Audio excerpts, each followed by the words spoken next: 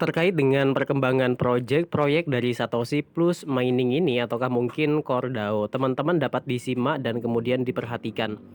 Dan di sini kita akan bahas tentang mengenai judul, yaitu apalagi kalau bukan judulnya BTCS Satoshi ini anti scam teman-teman ya. Kenapa seperti ini? Yang pertama karena di sini saya mengangkat judul di bagian sini buat teman-teman kawan-kawan saya, para referral saya, dia bilangnya seperti ini, katanya scam scam dan scam. Apa sih sebenarnya arti scam itu? Scam itu berarti penipuan teman-teman ya.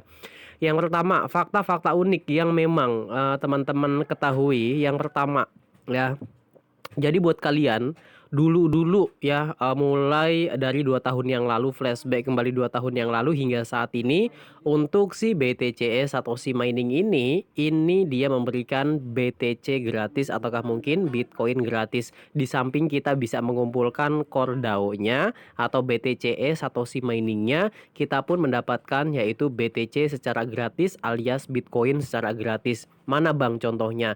Baik, mungkin di bagian sini buat teman-teman hari ini tanggal terakhir pada 18 Desember 2022, teman-teman itu bisa mengklaim bonusnya, masih bisa diklaim bonusnya dari BTC-nya seperti ini. Kalau kalian pengen berarti undang teman, lakukan verify wajah, nick, dan nama lengkap, baru kalian nanti bisa mendapatkan kayak tadi untuk mengklaim BTC gratisnya teman-teman. Ya.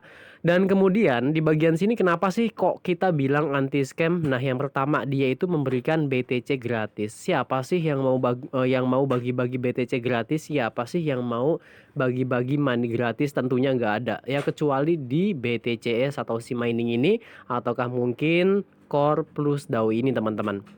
Nah, jadi itu fakta yang memang, kita tidak menampik bahwasanya untuk si, proyek dari Satoshi Mining ini merupakan salah satu proyek yang sekiranya sangat bagus ya yang teman-teman ya. Jadi dia itu memberikan yaitu BTC gratisnya, itu teman-teman harus paham. Jadi anti scam. Dan kemudian untuk masalah mining, kenapa sih mining ini nggak bisa sesuai dengan, kawan-kawan kita di sini? Ya di bagian chat ini mungkin referral saya dia bilang katanya, "Kenapa ya kok udah nggak bisa mining lagi? Kenapa ya? Apakah ini scam ya? Apakah ini? Apakah ini itu?" Dan lain-lain. Buat teman-teman semua di sini, mungkin di video sebelumnya telah saya jelaskan bahwasanya, untuk BTCS Satoshi Mining ini resmi dihentikan untuk penambangan BTCS dan kemudian kita akan tunggu sampai dengan pengumuman pada tanggal 26 Desember 2022. Itu artinya masih ada beberapa waktu, itu kita akan tunggu. Hari ini tanggal 18 Desember 2022, kita tunggu sampai dengan tanggal 26 Desember 2022. Masih ada waktu yaitu 1 minggu ke depan ya. Nah, kemudian buat teman-teman semua, apa yang harus kita lakukan? Di video sebelumnya telah udah saya jelasin tentang mengenai apa yang harus kita lakukan. Yang belum ikat dompet silakan ikat dompet. Hari ini adalah hari-hari yang sekiranya kita tunggu-tunggu pengumuman berikutnya. Hari ini itu berarti kita itu harus, waktu tenang, waktu, untuk kita berlatih bagaimana caranya untuk menggunakan tes dari testnetnya. Yang pertama teman-teman bisa lakukan yaitu untuk melakukan cara transfer sana sini, cara menerima, cara mengirim, kemudian cara swapping ataukah mungkin menukar ya, T-Core kalian ataukah mungkin Core DAO kalian, BTCS kalian dengan USDT ataukah mungkin USDC ataukah mungkin stable coin yang lainnya yang didukung oleh T-Core ini teman-teman. Ya jadi teman-teman hari ini adalah hari yang sekiranya, masa-masa tenang ya, seminggu ke depan ini masa-masa tenang, kalian itu dilatih untuk melakukan swapping, pengiriman, penerimaan, dan lain-lain. Mungkin sampai sini teman-teman paham, yang belum mengikat dompet silahkan mengikat dompet. Pertanyaannya, kalau misalkan kita nggak mengikat dompet, gimana Bang? Nggak apa-apa, kalian kalau misalkan belum mengikat dompet nggak apa-apa. Kemudian kalau misalkan saya udah mengikat dompet tapi dompetnya hilang Bang, perasaannya hilang Bang, nggak bisa lagi Bang pakai yang itu Bang. Kalau seperti itu artinya teman-teman nggak apa-apa juga ya, ini nggak ngaruh. Yang terpenting yang pertama amankan, untuk email kalian, sandi kalian, jangan sampai ada, orang-orang yang tahu yaitu, sandi rahasia kalian ya untuk login di aplikasi BTCE Satoshi kalian. Nah, jadi itulah yang seharusnya, kalian lakukan di masa-masa, tenang ini teman-teman. Dan berikutnya kita balik lagi nih ya ke topik yaitu, ya apalagi kalau bukan katanya scam, enggak sama sekali teman-teman, ini project yang sangat real. Kalau misalkan dikatakan scam, buat apa? 2 tahun flashback yang lalu dia itu bagi-bagi Bitcoin gratis, ada giveaway-nya, Bitcoin gratisnya, dan kemudian ada yang lain-lainnya. Informasinya ya, kalau misalkan kita bilang ini scam nggak mungkin. Dia bagi-bagi Bitcoin dulu gratis buat apaan? Ya, ini nggak ada iklannya. Platform-platform nggak ada iklannya. Seperti yang teman-teman ketahuin bahwasanya setiap app, setiap aplikasi itu mengandung unsur iklan Google. Teman-teman tahu ya penghitungan dari CPM ataukah mungkin cost per mil ataukah mungkin yang lain-lainnya. Mungkin para YouTuber tahu. Jadi teman-teman setiap platform itu dia mengandung unsur iklan. Kalau misalkan dia mengandung unsur iklan, otomatis devnya itu mendapatkan pendapatan ataukah mungkin mendapatkan penghasilan dari penghasilan iklan yang ditampilkan oleh Google itu tadi teman-teman ya. Jadi sampai sini teman-teman paham ya. Nah, berikutnya, buat teman-teman semua, kalau di aplikasi si BTC Satoshi Mining ini tidak ada iklan sama sekali. Mulai dari zaman dahulu, 2 tahun yang lalu sampai dengan hari ini pada tanggal 20 pada tanggal 17 Desember 2022, maksudnya tanggal 18 Desember 2022 tidak ada iklan sama sekali. Itu artinya tidak mengambil ya keuntungan dari para pengguna dengan menggunakan AdSense alias Google ataukah iklan ya CPM course per milnya, dia tidak mengambil keuntungan dari iklan dari Google teman-teman. Itu artinya apa? Project ini project murni, project ini project yang sangat inovatif, dan kemudian untuk si pembuatnya ini pun dia menyiapkan BTC Bitcoin gratis ya. Jadi tujuannya dari si BTCS ini menjadi salah satu alat utilitas di kemudian hari yang menghubungkan antara Ethereum kemudian si Bitcoin, dan kemudian ini pun menjadi pusat inti dari segala koin. Kenapa?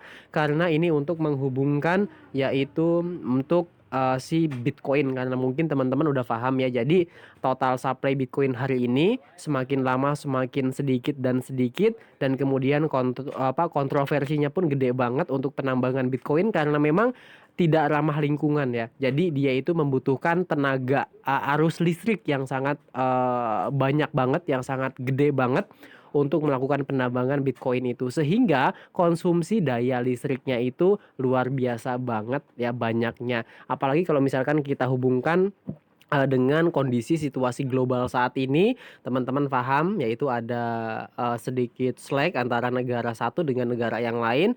Itu pun ya mungkin imbasnya itu kenaikan BBM terutama di daya listrik teman-teman ya, ataukah mungkin BBM seperti bahan bakar apa ya, seperti gas, kemudian seperti minyak bumi yang dikonsumsi setiap negara untuk pembangkit tenaga listrik.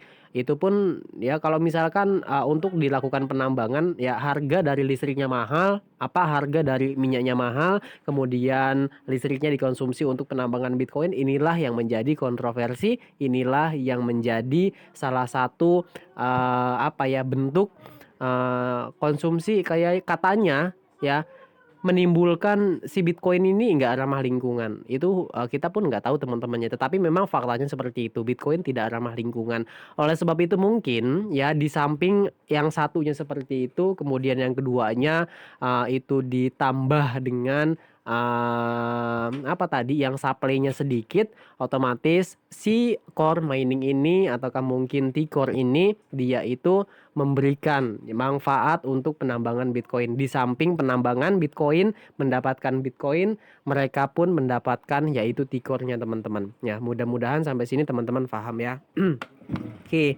Dan kemudian berikutnya buat teman-teman, saya katakan di BTC Satoshi Mining ini merupakan proyek yang sangat murni, ya. Kemudian proyeknya pun luar biasa bagus karena tidak ada iklan sama sekali, tidak memungut biaya iklan sama sekali. Mereka itu murni menggunakan biaya sendiri. Dan kemudian yang paling terakhir kita akan jawab pertanyaan dari teman-teman semua. Banyak banget yang komen kolom komentar di sini teman-teman ya. Ini ada banyak banget yang komen. Yang pertama, "Bang, nggak masuk akal. Siapa sih yang mau bayar, Bang? Segitu katanya $500 untuk satu tikornya. Koin-koin itu apa? Bullshit katanya." Dibilangnya itu katanya koin-koin itu apa ya? Monopoli. Katanya koin-koin itu kayaknya apa ya? Jadi gini teman-teman. Kalau misalkan kita berbicara seperti itu, ini tergantung dari value itu kembali, tergantung dong, terserah orang-orangnya dong, ya. Kalau di sini tuh masuknya itu dalam aset digital. Teman-teman pahami dulu ya, aset digital. Di Indonesia gimana Bang kalau di Indonesia aset digital? Aset digital. Teman-teman pahami dulu, aset itu mungkin ada beberapa ya. Yang pertama aset offline, kemudian aset hidup, kemudian aset untuk yaitu di teknologi saat ini, teman-teman ya. Aset offline apaan Bang? Mungkin tanah, kendaraan, ataukah mungkin yang lain-lain. Kemudian aset hidup apa? Mungkin kayak ternak dan lain-lain. Kemudian hari ini teman-teman nggak bisa nampik juga ya. Nggak bisa nampik. Kenapa? Karena hari ini teknologi berkembang, otomatis aset pun bermunculan. Seperti mungkin aset-aset yang diperdagangkan, diperjualbelikan. Dia itu langsung merujuknya ke supply dan demand. Contohnya gimana Bang? Ya teman-teman mungkin kalian paham dengan aset-aset digital lainnya seperti Bitcoin, Ethereum, Shiba, Dogecoin, Babydog ya.